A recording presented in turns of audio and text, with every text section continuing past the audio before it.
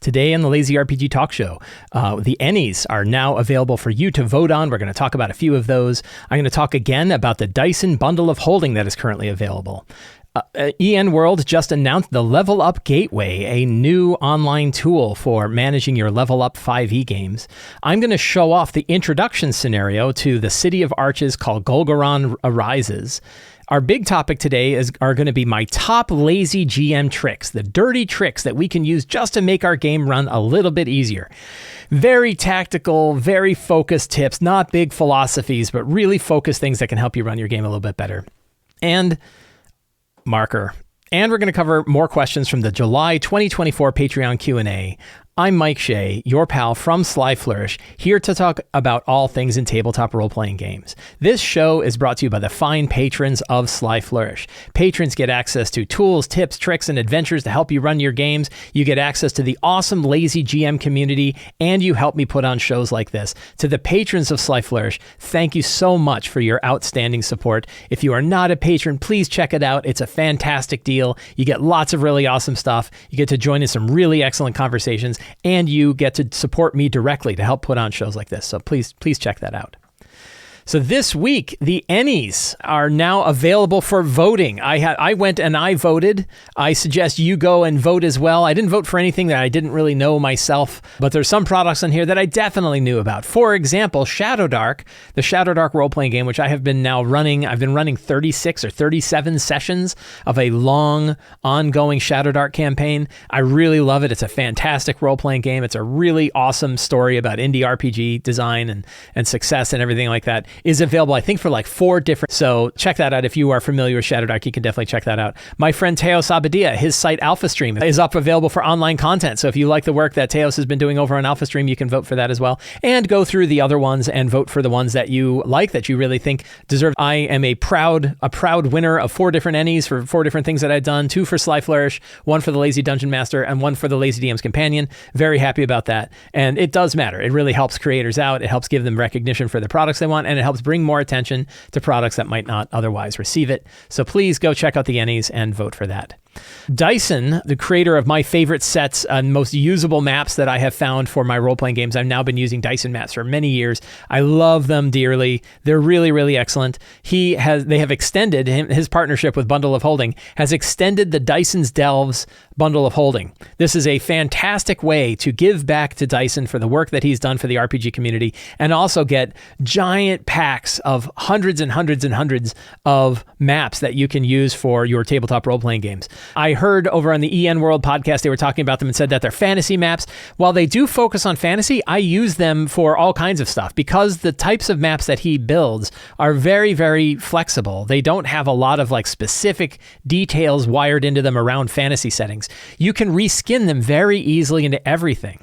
So you can currently back this. I think the top level is 2422. 2422 gets you everything in here. $10 gets you 1 set. It includes a whole bunch of commercially available maps. So if you are a fellow creator and you want to build some adventures, maybe put them up on Drive-Thru-RPG or something like that, you can use the commercially licensed maps that are available in this map pack in your products. I have done so for my Patreon products. It really works well.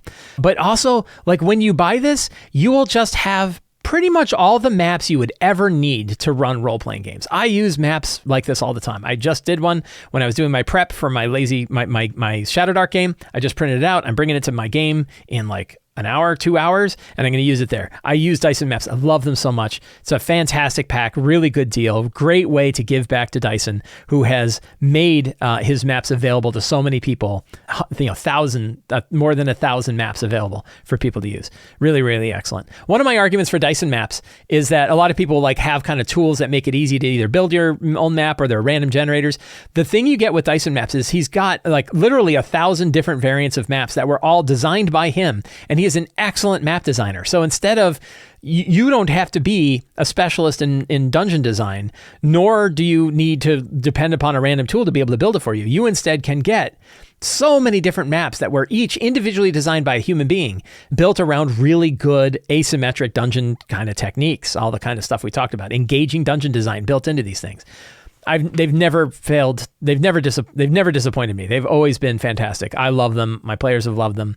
They work really, really well. So pick up the Dyson Delves Bundle of Holding, available now. You can find a link in the show notes. I think it's only available for a few more days. So if you want to get onto it, it's 3 days from this recording. It'll be 2 days from the time this is up on YouTube and as a podcast. So you definitely want to go pick that up. Level Up Advanced 5e. I've been playing a lot more Level Up Advanced 5e. My Wednesday game is now a Level Up Advanced 5e game. We are using the Adventurer's Guide for that. I'm using all Level Up Advanced 5e tools. I really love it. It's a fantastic system. And they have announced a new product called the Level Up Gateway, which is a online tool to help you build characters for Level Up Advanced 5e. This is one thing that Level Up Advanced 5e really doesn't have when compared to the 3/4 existing 5e variants that are out there, is it doesn't have great digital tools to help you build your character. Black Flag has Shard, for example, and it's expected that we're going to see Black Flag / Tales of the Valiant, Kobold Press Tales of the Valiant, probably also available on Roll20 with a character builder there. But Level Up Advanced 5e really doesn't have much. There is a pretty good Google Sheets view that lets you build a Level Up Advanced 5e character. I know the creator of that sheet has reached out to me over on Discord. I've talked to them about it. My only problem with that one is when you print it, it's really small text. But it's not a bad tool. I actually spent yesterday on 2 experiments with character building for Level Up Advanced 5e. One is I was like, what if you used... So one tool that does have good Level Up Advanced 5e support is Foundry. Now, Foundry is not a character builder. Foundry is a virtual tabletop. But I was like, what if you used Foundry, which is a local client-based virtual tabletop, and kind of treated it like a character builder. So I went into Foundry, I loaded up the Level Up Advanced 5e rule set, I built a character with it. It doesn't have a wizard to build up your character. It doesn't have like a step-by-step guide that walks you through character creation. You still have to use the book in order to build a character.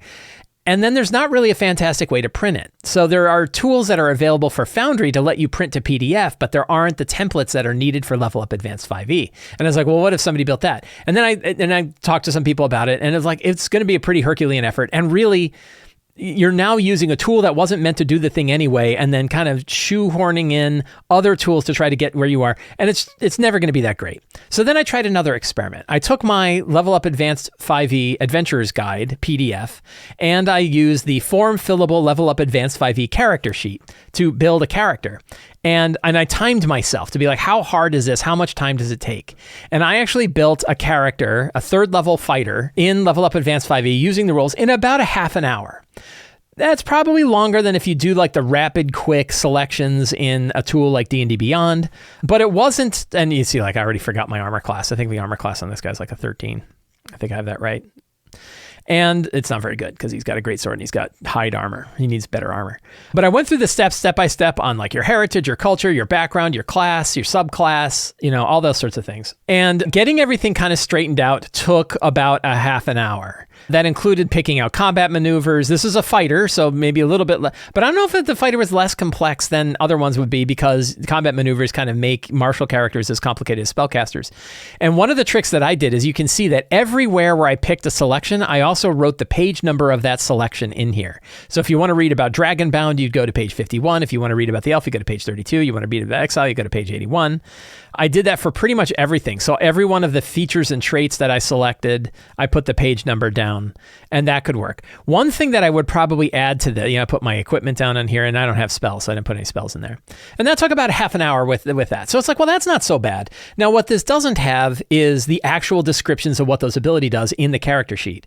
So if I was willing to take another half an hour, I would probably take the system reference document PDFs, or even I guess I could just take the Adventurer's Guide itself, and I would literally just copy and paste the text from those abilities that my character has into like a Word document or into a Google Docs, make it like a 2-column layout, set the font so that it'll be legible when I print it, and basically just print a few pages of what those abilities are in a big sheet, or a few pages, and then put those in the back of the character sheet as well. They'll probably take maybe on the outside another half an hour for like a 3rd level character to do all that. You can do it for spells, you can do it for abilities, you can do it for your whatever options you picked for heritage and culture.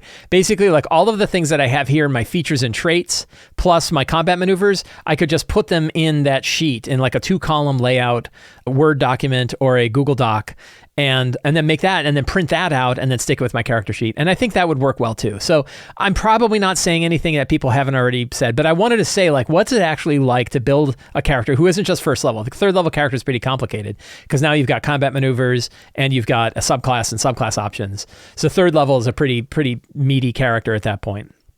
I wanted to try it out and see what it would be like to build a character that way using just the book and the form fillable character sheet. And, it's not bad. Like it'll do the trick. The reality is you can certainly play that way. Anyway, but this all gets back to that World has said, no, they are going to build a character builder for it. They have some cool pictures of what you've got, tokens for your characters, origins, and all of the text, which heritages you're going to pick. Looks really good, right? Like, this definitely looks like D&D Beyond level sort of interface. You can roll your sheet right on here, different dice sets. There's a bunch of different things we don't know about it. First of all, it's coming out in a beta version sometime this year, later this year. So we won't know what it even looks like to begin with until later this year. And it's not due to be released until next year. And they don't know what they're going to do for monetization. How are they going to price it? We have not finalized our pricing plans, but you will be able to make characters for free. Okay. Other features or content may have a price attached, and we will announce their plan. So what parts of it are they going to make free? What parts are going to be pay? We don't know. So, and it's all going to be web-based, right? It's going to be a browser-based tool. So this is great. So why am I particularly excited about this idea? I wanted to get my thoughts together. So I wrote up some notes. One is the good parts. What's good about it? Well, it's all based on open data that's already available in other platforms, like on Foundry. So you can download all the material in PDF.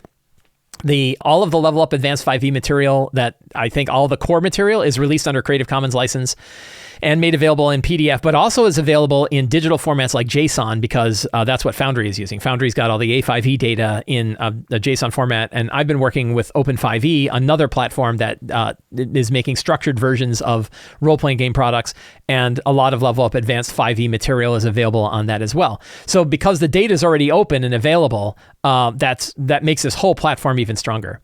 This whole platform, including the tool and the game system, are 100% independent from Wizards of the Coast, D&D Beyond, and other licensing. So what that means is nobody else can pull the license back from World to stop them from running this tool later on. They own the material and they own the platform. They own everything, and nobody else has any hooks into that, which means that no one else can pull the plug on it. That's really good. This is the same when if you go back to the talk show where Wizards of the Coast had bought D&D Beyond, and when that was a big deal, I was really ecstatic for that situation, because it meant that the material that people had purchased in D&D Beyond was secure. It meant that Wizards of the Coast, before then, Wizards of the Coast could have pulled the license back and basically neutered D&D Beyond to not be able to have any either new stuff or even pull the licenses to old stuff if they wanted to. That's the way the license agreements generally work, is that, a company like Wizards of the Coast who licenses to D&D Beyond can pull that license back. The same is still true for Roll20 and Foundry and Fantasy Grounds and other platforms too.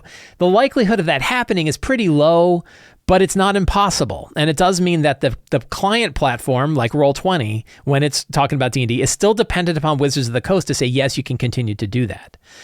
That's not the case with the World tool. It is their own license held their own way. It looks like it has a really nice focused character builder, and that's really what we need. When we talk about what tools we actually need in order to run our games, I argue the only one that really matters is the character builder. Virtual tabletops, there's lots of different ones. If you wanted to make one, you could. If you wanted to use simple tools to do it instead of more advanced tools, you could do so. Encounter building, monsters, dice rollers, all of the other kinds of things that we need aren't really that big a deal. But building characters for crunchy systems, particularly 5e, can be daunting. And doing it by hand, I did it, and it took me a half an hour. I'm very experienced player, and it took me a half an hour to build it. Like, that can be a limiting factor for a lot of people. And I think that D&D Beyond has made D&D more popular because of how easy it is to build characters. So online character builders really matter. And the fact that this is an online character builder for A5e may make A5e that much more popular. So I think it's a good idea. Morris, who runs World, and the 5e designers who have been working on A5e and developers, they are good people who have been around the industry for decades. Morris has been running World for a long, long time. His heart's in the right place when it comes to tabletop role-playing games. He loves the products that he's putting out. He's a businessman too. He's running a business, but he's not going to sell out. He's not trying to make money. Hey, we're going to add NFTs to this and suddenly make a lot of money. His heart's in the right place, and that being behind the tool makes it a solid tool as well. There are some other considerations, though. There are some things about this where you go, is it a universally good thing? I mean, it's a really good thing. It's good that they're doing this, and I can't wait to see it. I'm really looking forward to trying it out. Is it like the best thing ever? Well, let me tell you some reasons why there are areas for concern. One of them is it's web-based. So if it goes down, it's gone. right? If for any reason, any of your investment of time and money and energy that you have in it can have the plug pulled instantly, and you've lost everything that you've got. You have no control over that. It doesn't look like anyone else would be able to host this if ENworld didn't host it, right? So ENworld is putting up this tool, but they're not saying, hey, here's this software package that anybody can run anywhere. Foundry being an example, where like with Foundry, once you buy the software, you can actually host the software, and there are other places that host Foundry services. And of course, you can run it on your own local computer as well, or set up like an Amazon instance or something like that to do it. You can't do that with this. This one is a centralized character builder. The software isn't open source. So if ENworld decides later on, hey, this really didn't work out for whatever reason, and they take it down, it's not like you can go take the code and go build one yourself. And it looks like it could be costly to operate. Like building a character builder that you're running and hosting yourself could take money. So there's no guarantee that it could be up forever. This is actually where a difference between sort of a small publisher and a large publisher. We don't have to worry about Wizards of the Coast and Hasbro running out of money to run D&D Beyond. They could decide they no longer want to. They could just say, we're going to pivot or we're going to switch to something else. And they've done this. I'll give you the example of where's the 4th edition character builder that we all paid for back when we were doing 4th edition stuff. Guess what? It's gone. Now, some people say, yeah, I never really played it in the first place. Hey, whatever. There was a tool that we paid for and it's now gone. So Wizards has done this before. But they're not going to do it because they run out of money. But smaller publishers could run out of money. They could just not be able to fund them. This is something to worry about when we're talking about smaller application developers and smaller tool sets that people are developing. If they aren't released in any other way, if they're just a hosted application, and it gets too costly, they could just shut it down. An example would be like Owlbear Rodeo. Owlbear Rodeo actually did something. I'm going to talk about them in a second here. But one of the things that Owlbear Rodeo did is they put up a new centralized service for Owlbear Rodeo. They could just determine that it's too costly and it's not making enough money, right? The business model could just not work. And they could say, well, that's the end of that. Now, one thing Owlbear Rodeo did is they put Owlbear Rodeo 1.0 out for personal use on GitHub. So you can actually run the original Owlbear Rodeo if you want to and if you have the wherewithal to do so. But that's an issue when we look at a tool like this, and especially when it's a centralized tool. We have to worry that, hey, it could just disappear, and it could disappear for a lot of reasons. But one of the reasons could be that they just can't afford it, that the business model didn't work and they can't afford it. So what kind of things can they do to help ensure that our use of this tool is really good and that it's helping the community overall? The big one is obviously having a PDF export of the character. So if I can export my character from the tool into a PDF, that's a really big one. That is a very low level lift. I would expect that they're going to have that. Any good character builder should have a way to export to a PDF. If you can't export to a PDF and you can only use the online one, that's not great. D&D Beyond has an export to PDF. Lots of others do. But I brought up Foundry. Foundry does not. Like when I was experimenting with Foundry for this thing, Foundry doesn't have a good export to PDF. They have tools that you can drop in that do an export to PDF, but the community has to build mappings. They have to map stuff. It's a lot of hassle. So it's hard. It's kind of hard to do. It can be done, but it isn't done. Now, there's this concept that I really like. I heard about it from Cory Doctorow, but I really like this idea, which is what they call a Ulysses Pact. A Ulysses Pact is when a company, I'm going to give kind of my definition. This is probably a better definition. There's a link to the definition in Wikipedia. But essentially, when a company makes a guarantee about supporting something, even beyond their own control. An example of a Ulysses Pact is the 5.1 system reference document that Wizards of the Coast released early last year.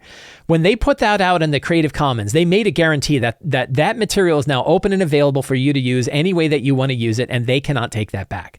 That is a Ulysses Pact. A Ulysses Pact is when you say, if you write a bunch of software and you put that software out under an open source license and say, now it is available for other people to use and fork and create new things with it, you've created a Ulysses Pact. And it means that whatever else happens, you can't take back whatever kind of guarantee you originally had. I would argue that actually selling PDFs is an example of a Ulysses Pact. If I make a product like, I don't know, the City of Arches sourcebook, and I sell the City of Arches sourcebook to you in PDF and physical, when I give you that PDF, there's nothing I can do to take that PDF back from you. You now own it. It is yours. You can do whatever you want with it. You can put it on, save it off to backups. I recommend you back up your PDFs, by the way. Make sure to back up your PDFs. You now own that. I can't take it back. When I also say, hey, a bunch of the material that I have for Return of the Lazy Dungeon Master, the workbook, the companion, and Forge of Foes, and we want to release that so that other people can actually use it in their products and tools, and I put it out under a Creative Commons license, which I have, that is my version of Ulysses Pact. I want to know that the material that I built for Return and the Workbook and the Companion, and Teos and Scott and I want to be sure that the work that we did for Forge of Foes that we think can benefit other creators, that you can use that and you don't have to worry at all ever about what we do with it. We cannot take it back. We cannot pull back control over our product from you. That is an example of a Ulysses Pact. So when I'm looking at digital tools, I'm looking for Ulysses Pacts. I'm looking for ways to ensure that if I'm putting my time, my money, and my investment in this tool, that I know I can get back out of it again, that I can interoperate between this one and other tools that I've got, that I know that if the company decides to change its mind on something, I'm not completely hosed. These are all things that, especially in today's day and age, in highly service-based tools industries and in shitification, this is something we have to be mindful of. And I'm mindful of it when it comes to the world of tabletop role-playing games, to the annoyance of some people, but I think it's important. So examples of Ulysses Pacts I brought up before: releasing material in a PDF, releasing material in a Creative Commons, releasing software under open source, and making things fully downloadable with no service calls. And the example I bring up is like the Owlbear Rodeo, Owlbear Rodeo being available in so this isn't like you can't use it for commercial purposes, but no matter what happens to the company that's behind the two folks, the fine creators who make Owlbear Rodeo, we always have this version where if we want to, we can stand up a version and run it for our friends. Same way with like Foundry. You could probably still run Foundry even though the company Foundry decided to go off on different ones. It's a little harder because of the constant versioning that's going on with Foundry, but it can still be done. So that's what I'm considering. Do I say like, hey, Morris over at EN World, you need to be doing all this stuff? No, I'm not saying that. I'm saying these are the things that I'm looking out for, and these are the considerations that we have when we invest in a tool. Now, what kind of investment do we have in a tool where building characters is going to be free?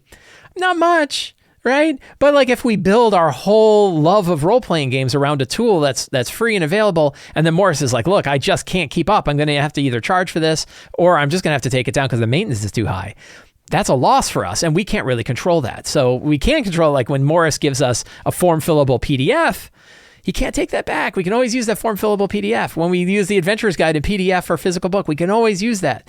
Digital hosted tools are riskier in that. Needless to say, though, I am very excited to see this. I would love to see better tools for Level Up Advanced 5e. I think that when we think about it from the overall TTRPG standpoint, this is great because it means not only do we have other competitors for tools like D&D Beyond and Roll20, both having D&D 2024 support.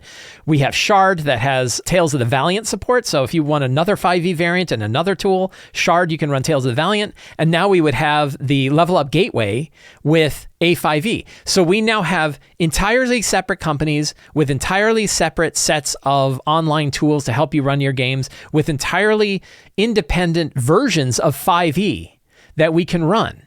So it really doesn't matter who's doing what with any one of them or which one we like, because we have a wide range of different options that are independent from one another that we can use. I think that's fantastic for the community. So I'm really happy to see the Level Up Gateway coming out. I'm excited to see it when it comes out later this year, and we'll see where that goes.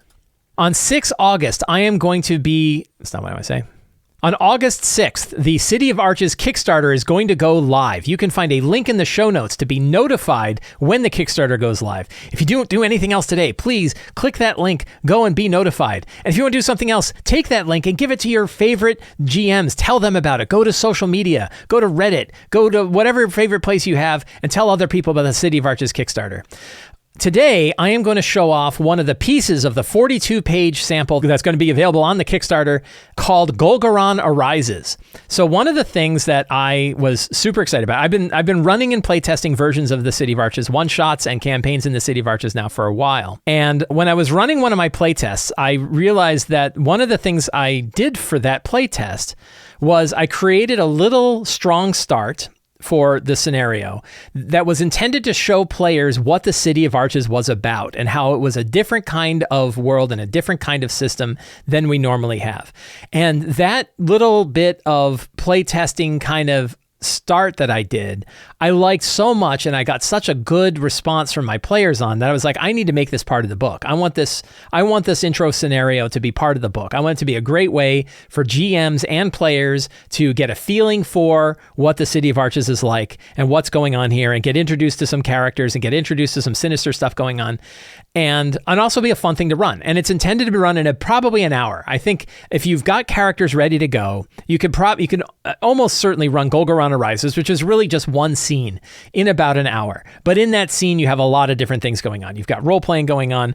You've got kind of exploration and understanding going on. You've got tense situations and, of course, a little touch of combat. And it's a really good scenario to just kind of warm up and get started with the City of Arches. And it also fits. It's about it's just a little bit more than one page for the scenario. So it's pretty easy to grab it. You could print it out and you could run just that scenario. So the idea behind Golgoron Arises is that the characters are at like a favorite eatery or a coffee shop or a tavern, sort of an outdoor sort of place where they're hanging out.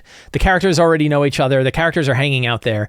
And it starts off when Garland Willowmane, who is the head archkeeper for the City of Arches, comes over to the characters. Maybe she knows them already. Maybe they know her, or maybe she just sees like, oh, they're adventurers who are hanging out and I could use their help. So right when you get going, Garland Willowmane comes up to the characters and says, I need your help, right? I need your help. And what Garland describes, she describes what's going on with the city, with the Archkeepers in the City of Arches. And there's a few points that she mentions to them. One is that the Archkeepers are an order whose members try to help bring people in from the Arches in as non-confrontational a way as possible, to try to make sure that people that come in through one of these portals, the whole idea of City of Arches is all these archways, ancient archways that have been around for more than 1,000 years, and they are unstable. And every so often, an entity walks through one of these archways from the other side with little memory or little to no memory of where they came from originally and no real way back. And so once people arrive in the City of Arches this way, it's best that they are greeted in a way that makes them not nervous and not hostile and makes them safe and explains to them that everything's okay, because they're quite confused and things could be really wrong. So Garland Willowmane runs a group of people, and it's possible that one of the characters is also an Archkeeper. The Archkeeper is one of the backgrounds, also available in the sample chapter and certainly available in the main book. And the intention is that the Archkeepers did that to help bring people in. So Garland Willowmane has some kind of magic. It's a little bit mysterious in this because I don't know if she wants to tell everybody about it. A little bit of magic to recognize they can figure out when an archway is going to open sometimes. And usually it's when it's going to open pretty quick. So she came running up there. However, unfortunately, she likes to have some backup golden knights. She likes to have some guards and some knights who are around just in case whatever comes through is truly hostile. And sometimes there are hostile things that come through the archway. But unfortunately, she couldn't get the golden knights to get there in time. So the characters are there on the spot. She says, can you help back me up just in case things go a little wonky with whatever's coming through the archway? We don't know what's coming through and we'd like to do it. And she has a gift basket. This gift basket is a thing that the Archkeepers keep with them when they're going to greet somebody. The gift basket includes artisanal cheeses, crackers, scented soaps, soft towels, and an invitation to the city's public baths. Hey, take your towel, enjoy some cheese, go to the public baths, swim in the public baths. You'll feel much better. Everybody who goes to the baths and swims there feels better. And it's just a way to kind of greet, hey, you're here, you're safe, everything's fine. I know you're confused, but don't worry. We're here to help you, and you're in a safe place. Enjoy some artisanal cheeses. However, sometimes things go bad. So then, after she convinces the characters, yes, we'll help back you. She says, like, don't just pull your swords and bows out and start going crazy, right? Like, no matter what comes through, just take it easy, right? They might not know. Okay, fine. So the archway activates, and boom, right? Fire and brimstone come roaring out of the archway. It is the cover of the book, right? This is the example of what comes through the archway. The cover of the book is actually the part of the scenario. The arch awakens, right? And boom. And the first thing that happens, sturges come pouring out of the archway. 2 sturges per character come flying out of the archway, zipping around, attacking passersby. They attack Garland Willowmane. They attack the characters. Oh my God, we're dealing with sturges. So the intention is that you probably run this battle in theater of the mind rather than doing a big grid. But, characters are fighting the sturges. Then during the fight, somebody might notice that a hooded cultist comes out of it with a knife in hand and attacks Garland Willowmane. Now, maybe whatever happens, even if the characters are able to kind of intercept it, still Garland is kind of knocked out. She's sort of brought out of commission. She's unable to fulfill her duty as the Archkeeper when the arch opens up. And the cultist is kind of like, shouting and trying to stab Garland Willowmane. Hopefully and likely the characters are able to stop the cultist from killing Garland Willowmane. And the cultist says, behold the coming of Golgoron, sunderer of Ryovax, prince of Arkara, and herald of he who shall rise again. And then fire erupts again, and a horned devil steps through. Now, you might be saying to yourself, Mike, the characters are first level, and you're bringing a horned devil, which is like a CR16 monster in. Is this really what you want to have happen? Yes. That's exactly what I want to have happen. So this huge horned devil with a spike chain that weighs as much of a school bus comes walking through the thing, and he looks around with his big fiery flaming eyes right out of like the Balor from Lord of the Rings, and he says, I am Golgoron, sunderer of, I forget. And he kind of like looks around and he's confused, right? And he sees like all the Sturges are running around and he's seeing the characters running around. And then your hope and intention is that when the characters realize that Garland Willimane is out of commission and maybe she's like, help, you got to give him the basket, right? That the characters need to go greet Golgoron and grab the basket and they go up. Now, generally speaking, as long as they make any decent attempt to speak to Golgoron and give Golgoron the gift basket, they don't need to make any check to succeed. There's not like, oh, you got to make it DC 18 charisma. If the characters are not doing a fantastic job, you might have them roll like a DC 10 charisma, persuasion, or performance check. And you have advantage if you're handing them baskets. But generally speaking, if the player is role-playing well, you don't even have to make a check. If you want to make a check, a DC 10 charisma, persuasion, or performance check, and you have advantage if you're holding the gift basket out. Now, if Golgoron is welcomed successfully, right, if the characters don't attack Golgoron, Golgoron will drop their giant spike chain on the ground and pick up the basket, sniffing the soaps, and say, okay, I'll go head to the baths. And he heads to the baths with his big bath towel and his basket full of scented soaps and artisanal cheeses, leaving this giant flaming spike chain lying on the ground nearby. And if he doesn't, if things go bad, if things go wrong, and he basically, and especially if a character like attacks him, he'll probably give a smack on one of the characters with his spike chain, which has a very good chance of incapacitating or killing the character with a single shot, especially at first level, and then gets mad and flies away. And if he flies away, likely he ends up in the City of Blades, a whole other location in the area around the City of Arches, one of the outer locations of the City of Arches, and might end up becoming a gladiator in the arena over at the City of Blades because, his chance to kind of be introduced to the city went bad. But that would still be like a fun way for the characters to be reintroduced to this character that they met, even if things go bad. Every time I've run it, they go well. So that's generally not how it goes. Now, and thus you've succeeded, right? Golgoron arises, Golgoron shows up, Golgoron gets a nice gift basket, scented cheeses and soaps, and Golgoron goes off. And by the way, you dealt with your Sturges, right? The idea is the characters are still dealing with and fighting off Sturges, right?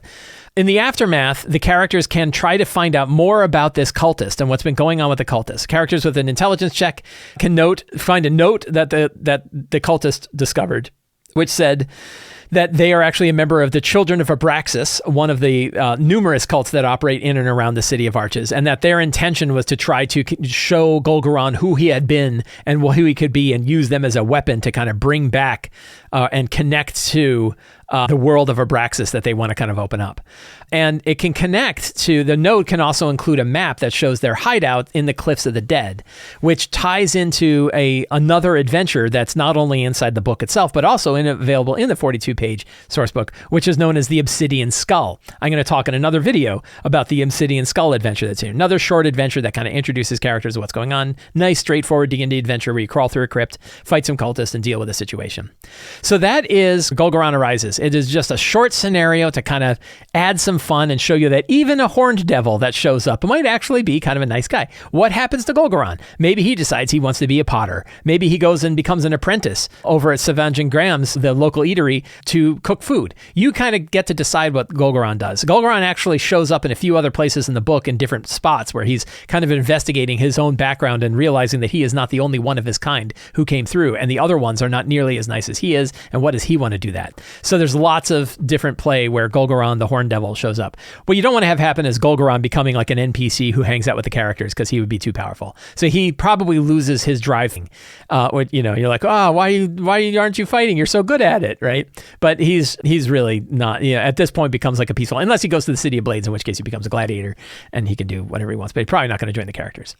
So that is Golgoron Arrives. It was really, really fun to run this and write this and throw it in the adventure. I think it's a great way to kind of show GMs and players together what the City of Arches is like and how it works. It ties into the main elements of the rest of the city, like the archways, people forgetting their memories as they come through, the archkeepers, the weird cults that are trying to, do evil deeds inside inside the city. All of it kind of culminates in this one fun 1-hour scenario. It's a perfect scenario to run as part of your session 0. So if you're doing a session 0 for your campaign and you're building characters together and you're coming up with all of the different background connections and stuff like that, and you're explaining to them the city, then at the end of the city of art, in the end of your session 0, you can then drop this scenario in place and run it. Everybody gets a fun time fighting some Sturges. Sturges are pretty dangerous at first level too, but they only have like 1 hit point, so you just hit them once. And remember, all the Sturges aren't attacking characters. They're attacking all kinds of people. But it gives you a nice combat, gives you this chance for some fun role-playing, both with Garland Willemane and with Golgoran, shows you the city, and you're off to the races. On August 6th, the Kickstarter is going to go live. Please go into the show notes. Click the notification to be notified when the Kickstarter goes live so that you too can get the sample and you too can sign up for the Kickstarter. And please share it with all of your friends. So for like 15 years, I have focused a tremendous amount of my time and energy and thought on how to make this game easier to run, how to make role-playing games in general easier to run. But obviously, I've had a big focus on 4th edition back in the 2012s to 2016s. And then, or 2014s, 2010s to 2014s, and now with 5th edition D&D, but now all of the variants of 5th edition from 2014 until today. And it's very easy to focus on kind of big philosophy, like what are the main drivers of how to be a great GM? What are the things that you can do to be a great GM? I've talked a lot about this. I've written about it in Return to the Lazy Dungeon Master and the Companion in the Workbook and Forge of Foes and other books. I've written about it on Sly Flourish, where I have articles like the top tips for dungeon masters. These, I would argue, are bigger philosophies to keep in mind to help you run your game, like letting the story unfold at the table. Don't come with a preconceived notion where it's going to go. Set up situations and let them navigate the situations. Be on the character's side. Be a fan of the characters and their heroes. Use the tools and techniques that help you prepare to improvise rather than hardening your whole thing. And focusing on your next game, making sure that you're not getting too wound up in your bigger campaign, but you're really just kind of focusing on the things that you need for the next game you're going to run. Building from the characters outwards, paying attention to pacing, focusing on the fiction first and the mechanics second, and always evolving your own style as the hobby continues to evolve with it. Those are like big philosophies. I will link to that. The top tips for dungeon masters, I will link to that in the show notes so that you can take a look at it. But today, I want to talk about something a little different. Today, I want to focus on small, tactical, dirty tricks. Yes, all of those big philosophies are really important. And I firmly believe that if you read and understand and kind of take those philosophies to heart, those are not just mine. These are philosophies I've heard from many, many GMs, and many people have confirmed that those are really great ways to approach this hobby. Those are big philosophies. Today, I want to focus on dirty tricks specific to 5th edition. So specific to 5e, D&D 20, probably D&D 2024, Tales of the Valiant, Level Up Advanced 5e, and others. These are dirty tricks that you can do that make your game just easier to run. Real specific things. Starting off with, an example is using the Forge of Foes monster stats. So in Forge of Foes, we have a table in there called Monster Stats per Challenge Rating. We like this so much that we actually made it available under a Creative Commons attribution license, and it's available on a system reference document. And in it, we have a table in here that you can use to build basic statistics for a monster from challenge rating 0 to challenge rating 30. We also have a bunch of sort of quick use stat blocks of different challenge ratings: CR1 8, CR1 half, CR2, CR4, CR7, CR11, and CR15. We picked those very particular stats, those particular challenge ratings, because those monsters are the most flexible kinds of monsters you can run at different challenge ratings. And the reality is, for a lot of monsters, you don't need much more than the core stats. That when you use the core stats and you use your own description and flavor, you can build a monster that players are not going to recognize or really any different from any other kind of monster. This is like the dirty trick of like just use the bear stat block, which has been around forever. That idea of like when you're hard up for a monster and you don't have one, grab the bear stat block and go with it. I heard it recently of like in Knave 2.0, they said use the owlbear stat block. The owlbear stat block is a great generic stat block that you can throw in because it kind of hits that perfect challenge rating or that perfect level, the perfect amount of challenge for the characters, and you can just use that and then reskin it into whatever kind of monster you want. Well, the truth is that when you have a table like this where you can pick any challenge rating out and you have your core stats for that challenge rating, you really don't need a lot else. You can improvise a lot else. You can give them like just from your head one little technique, one little tactic that changes them slightly so that they feel different on the table. And you can, of course, flavor them with your own narrative, your own description of what they're like in incredible ways to make all of these monsters unique. Since we started developing Forge of Foes, which was probably a year and a half ago, I've started using these stats, replacing typical monsters with stats like this, and nobody can tell the difference. I've asked my players, I've been very clear with them, like, hey, how did that monster feel? Was that fun? Did you like it? And like, yeah, no, it was great. I'm like, did it feel different than monsters you fought in the past? Yeah, no, it was fun. Like, I really liked it. And no, it didn't feel weaker or stronger, and it didn't feel broken or anything like that. They didn't care, right? Because it really doesn't matter. They want to see their characters do cool stuff. When a monster does a cool thing, they take notice. But they don't need all the monsters to do it. Now, of course, you're going to jump to like, hey, I'm not going to run my Lich or my version of Orcus or my big archmage boss this way. No, I don't expect you to make big, meaningful characters using this. But almost every other monster can be done. You can have small minions, you can have large brutes, basically anything outside of named monsters, anything outside of like really big named monsters. You generally don't need more than just a basic stat block to do so. And you can get that right off of here. Patrons have access to the Forge of Foes stat generator, which gives you like a nice card for stats. And of course, Forge of Foes itself have the stats in there. So try that out. But that to me was like a recent tip. This is something, the reason I put this at the top is it's something I've been doing recently. And man, it's making the whole game easier. Use static monster damage to subtract 3 and add 1d6. I've been using static monster damage forever. Static monster damage is actually the default for 5e. 5e monster stats all use static monster damage and then have a die roll next to it. I think actually Tales of the Valiant tried to make it the only version, and enough people complained that they added the dice equations back in. So definitely DMs like rolling their dice for monster stats. But I'll tell you, if you want to make your life a little easier, use static monster damage instead of using the dice equation for when you have a lot of monsters. If you have only one monster and you want to roll dice, go with the gods. But generally speaking, you can use static monster damage and no one is going to be the wiser. If you want to add some variance, the most common complaint is, yeah, but then everybody knows that it does 13 damage every time it hits, every single time. If you want to add some variance, a very easy trick, this came from Chris Perkins originally, is where I heard it from, is take whatever the static number is, subtract 3 from it, and then roll 1d6. And you can do that for any amount. If the creature does 16 damage, instead it's 1d6 plus 13. If the monster does 27 points of damage, it's 24 plus 1d6. You just subtract 1d6 and subtract 3 from the static damage, add and then roll a die. And that gives just enough variance that players can't really keep track of exactly what they're doing. They won't even know that you're doing it. And it works really well. Super fast, super easy, super dirty trick for making monsters faster and easier to run. Use static monster damage either directly or subtract 3 and add 1d6 to the static damage amount. Big question, what do you do for crits? Just double the crit. Don't worry about it. Double it. Double the damage. They'll be fine. Don't get all bent out of shape. But, you got to roll the dice. If you really want to be particular, you use the static damage and then roll the dice equation on top of it.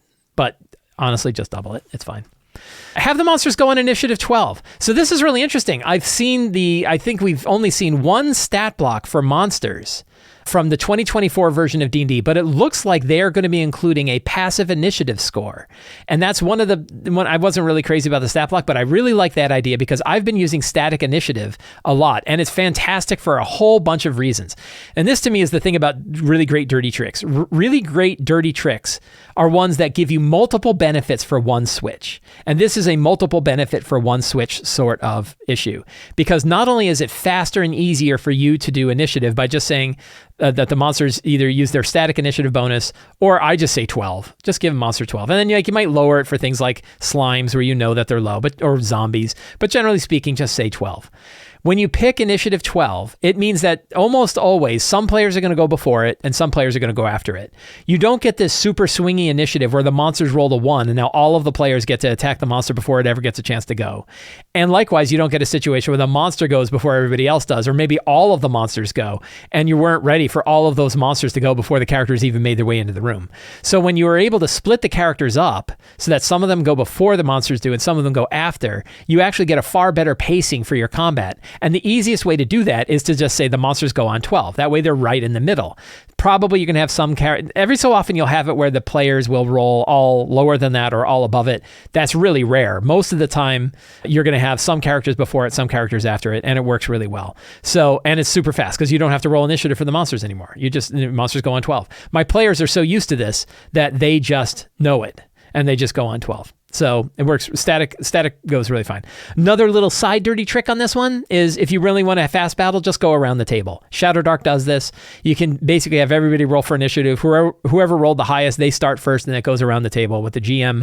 When it gets to the GM, that's when the monsters go. Works very well for Shadow Dark and can work well for everything else.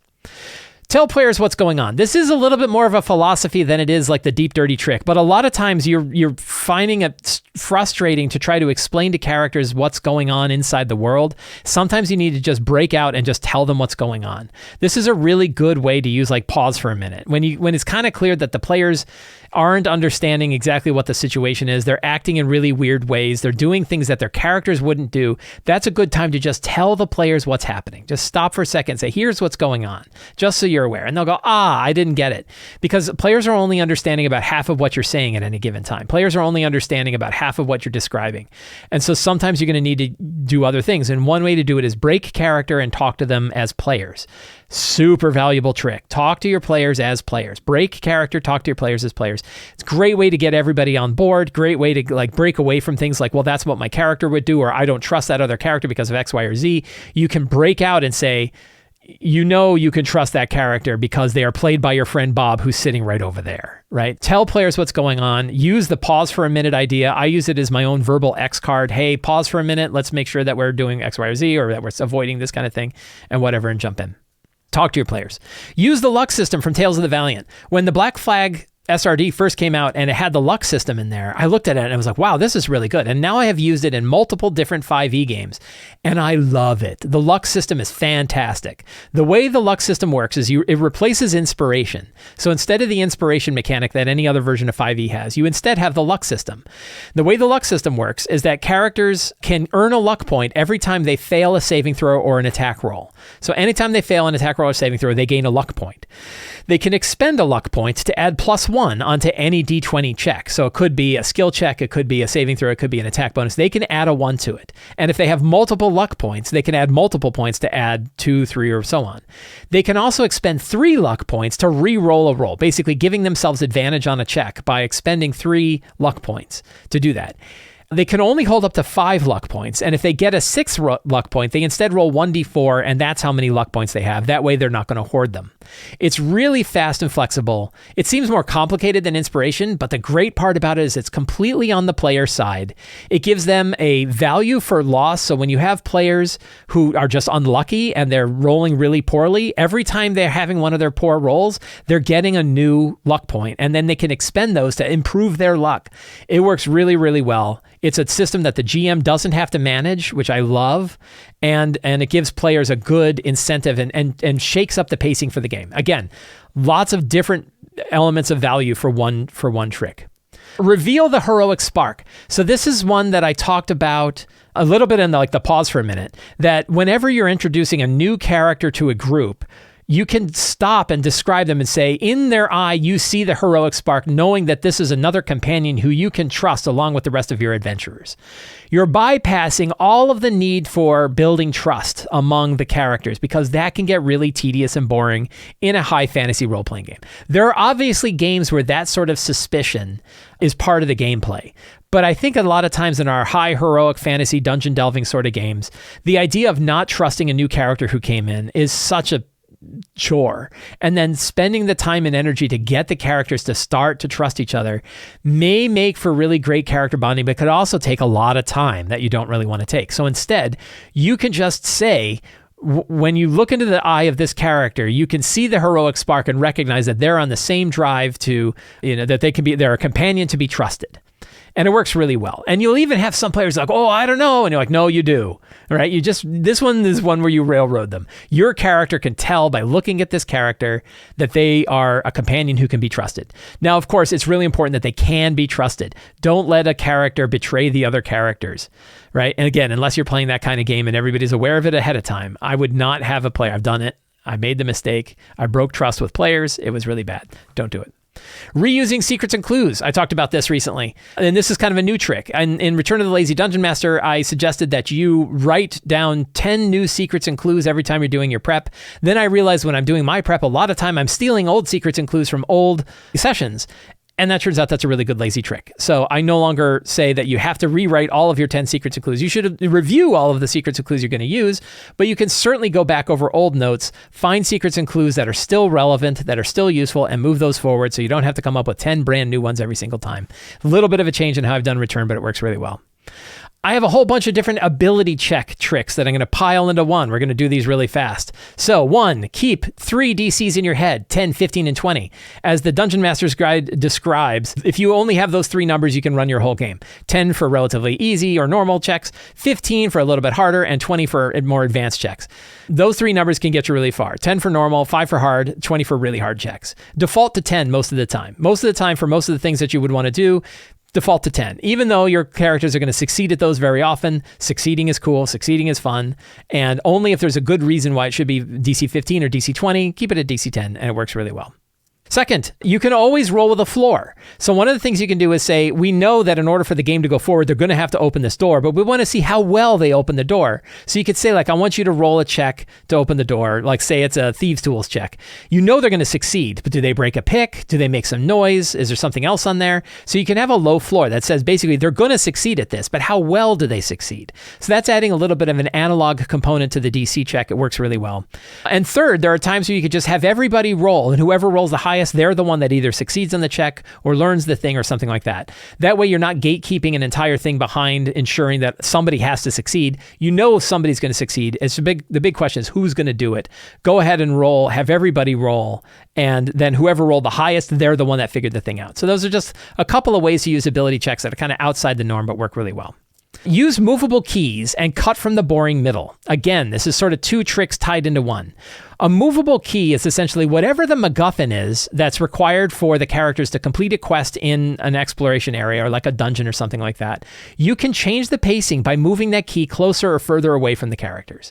I know you're violating some kind of principle that the world is a real place and that the thing is the way it is. We're all sitting around a table trying to have fun. Sometimes things are getting really tiresome. If you want, you can just move the key to a closer room. You can shut off hallways and branches and other chambers, move the key closer or move the key further away if things are happening a little too quickly.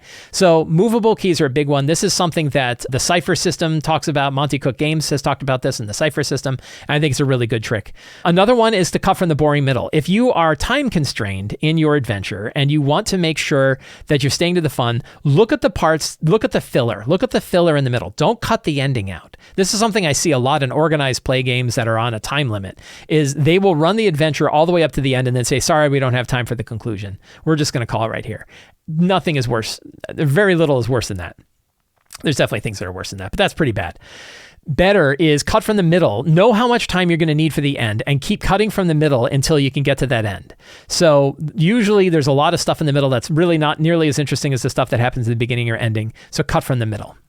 Assigning player roles. This is actually kind of an OSR sort of idea. It's something I'm getting more used to, is delegating certain activities to the players for the game. And one example that I've been talking about for a long time, I talk about this in Return of the Lazy Dungeon Master, is who is going to manage initiative. You don't have to manage initiative. Somebody else can do it. So you can say like, hey, who wants to do initiative today? You're now the initiative tracker. But there's other roles too. Who's the cartographer? Who's going to draw a map for the rest of the group to keep track of where you are in a dungeon?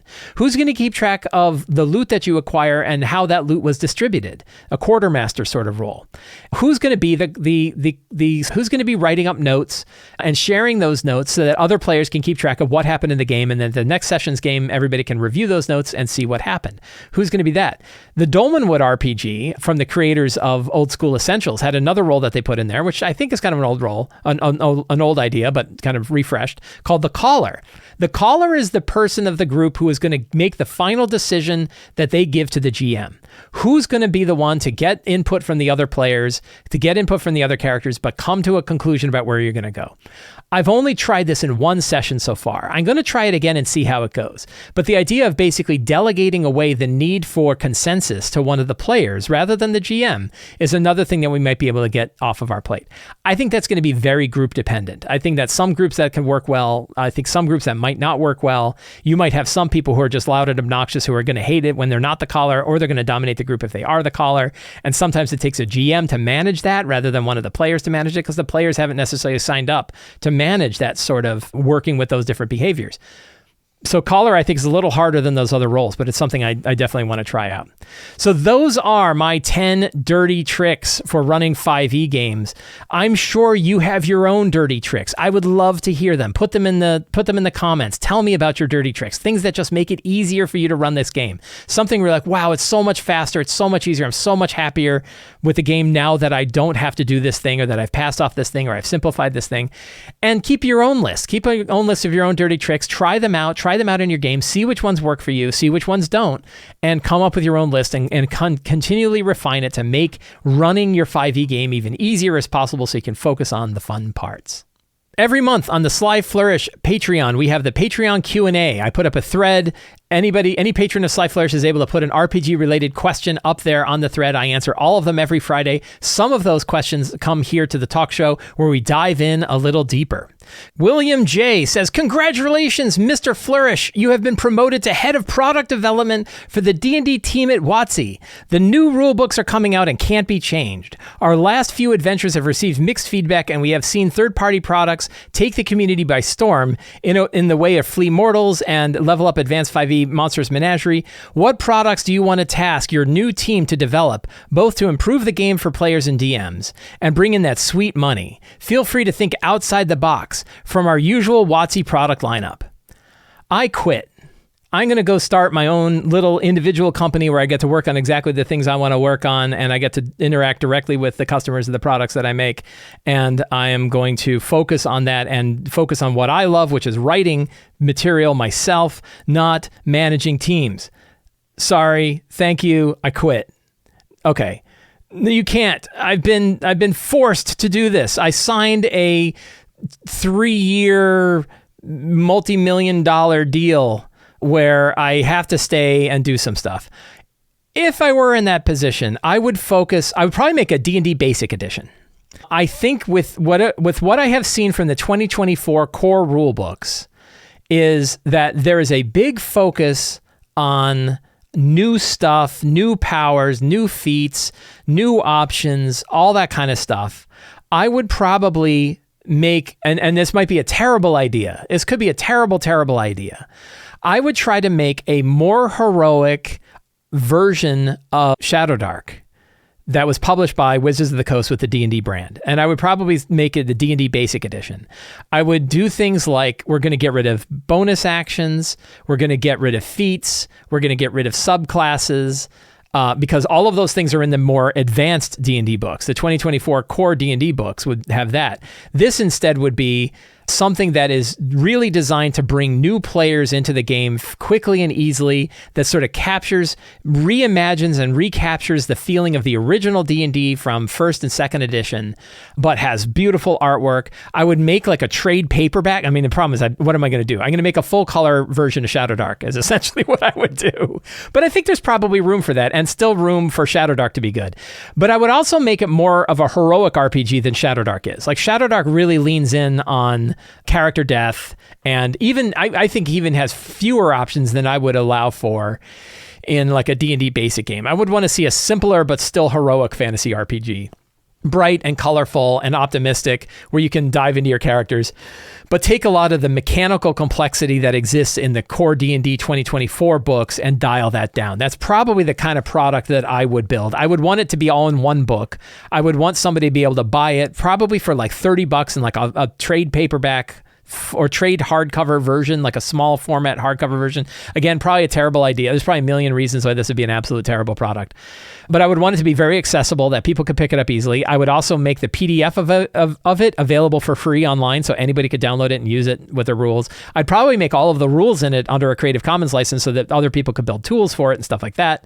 And then I would probably be fired because that's a terrible idea and doesn't fit anything else and isn't making WotC lots of money. But that's what I would do. You asked me what I would do, that's what I do. But really what I would do is I'd quit and I'd go start my own company. Bill R says, is there a magic number, or more likely a range of magic numbers? For example, if I'm running a game and the average player has +4 to hit, then what is the effect of giving the average monster AC 12, 16, 18? Obviously, the chances of characters hitting changes. My question is if there is a theory about what percentage of success is the most fun to go up against, or if that predictability would vary from group to group. I would not think of it this way. So there are some magic numbers you can keep in your head. Earlier, I was talking about like using Forge of Foe's general monster stats as numbers you can keep in your head. I also talked about like DCs of keeping 10, 15, and 20 in your head. But don't think about it. I don't, and I don't recommend thinking about it from the point of view of like, well, what number is going to be the most fun for a player? Certainly, you don't want to have monsters with 24 AC. Like lower armor class for monsters is almost always better than lower armor class and higher hit points is better than high armor class and lower hit points, because players hate rolling and missing. They don't mind rolling and hitting, but then having to do it a lot. So there are little tricks like that. But generally speaking, I wouldn't worry too much about trying to aim the numbers around the joy of the players. And instead, I would let the numbers represent what the fiction is doing. And I would use other elements like the dials of monster difficulty and other pacing elements, things like the luck system, which I talked about, to bring that joy elsewhere. Because some of the joy, some of those ups and downs that we really enjoy come from just the sheer randomness of the game. And if we're dorking with the numbers too much, we're grabbing onto the wheel too tightly when we really should let our hand off of the wheel and let the car kind of weave around a little bit. That's a terrible metaphor, but I think hopefully you get my point. So there isn't like an ideal AC that you should be aiming for. Instead, what I like to do is I look at the monster and say, how hard is it to hit? And I pick an AC from that. Like in Forge of Foes, we recommend this. AC is one of those weird ones where AC doesn't scale with level. AC is purely based on how hard a monster is to hit from its physicality, whether it's either fast or whether it's tough or whether it's got heavy armor or not. A high challenge rating monster could have a really low AC. If it's like the giant slime lord, it's still really easy to hit. Or like zombies are always easy to hit. Even if it's like a zombie frost giant, it's still easy to hit. It just has tons of hit points and hits you really hard. So yes, there are some numbers that you can use. I actually have an article about some numbers you can keep in your head. I have an article that I'll link below called 5e numbers to keep in your head. And there's a few, like DC, AC, saving throws, keep the numbers of 10 to 20. If you keep the range of 10 to 20 in your head, you can go far. Attack bonuses, train skills, primary saves are 3, easy to 12, hard.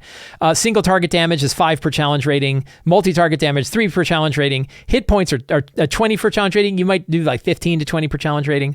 The deadly encounter benchmark, 1/2 or 1/4 of total character levels. Encounter may be deadly if the sum total of monster challenge ratings is greater than half the sum total of character levels, or 1/4 if they're below 5th level. And then if you're fighting a horde, 1/4 of them succeed. So there's a lot of like little numbers you can keep in your head that make it easy for you to run the game, but I wouldn't worry about them so much from the standpoint of like what they feel like to the players. Instead, think about what they represent in the world, vary that up, run easy encounters, run hard encounters, run fewer monsters, run more monsters, big monsters, small monsters, right? Change things up like that instead of worrying about nitpicking the numbers particularly. Friends, I want to thank all of you for hanging out with me today while we talked about all things in tabletop role-playing games. If you enjoyed this show and you like the work that I do, please consider signing up for the City of Arches Kickstarter, which is coming out August 6th. I'm super excited about it.